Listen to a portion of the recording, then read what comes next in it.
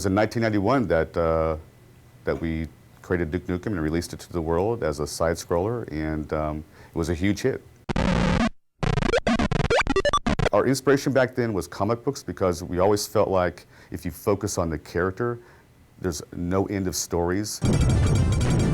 Duke does it his way, and his way is very entertaining. It's a wild thing. The original name for the game was actually called Heavy Metal, and the idea was to have sort of an anti-hero who was very much sort of a renegade in society, and sort of, an ex-military guy who went rogue. When the original Duke got started, it was myself, Alan Blum, and another programmer, Todd Repogel. Todd Repogel and I went to school together. We grew up together in Santa Cruz. He started making side-scrollers and stuff, and while I was going to school at UCSC studying computer science, we were working on Duke Nukem 1 together. There's a guy I'd like to, anytime I have an opportunity, I like to call him out. His name's Alan Blum. And Alan, he created Duke. He and Todd Repogel, back in 1991, 92, created the original 2D side-scrollers of Duke Nukem. And, great fun games. And he's the one guy that from the very first moment of Duke existing, all the way through till today, has been involved in the Duke projects. It's very childish. So it doesn't take itself seriously, It's, instead of trying to fit a formula or trying to do certain things, it just does stuff you want to do.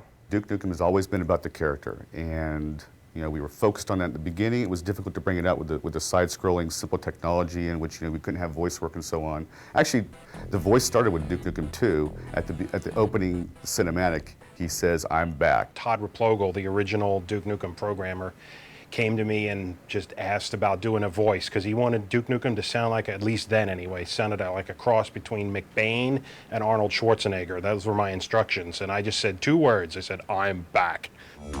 I am back. The original Duke that Todd and I were working on didn't really work well, and when George joined the company, he actually spent several nights kind of redesigning, and back in those days, it's like, it was EGA and very pixelated stuff, but he gave Duke his little smile and gave it the yellow haircut and everything, and kind of really made the character look the way he still looks today. What? Did you think I was gone forever? Too long. We've waited too long, frankly. And I don't know if there's anything that could live up to the idea of 15 years of development, but this is absolutely a worthy successor and a worthy sequel to the game. I think that this is what fans have wanted to come out, and it's finally come out. I can't be more excited.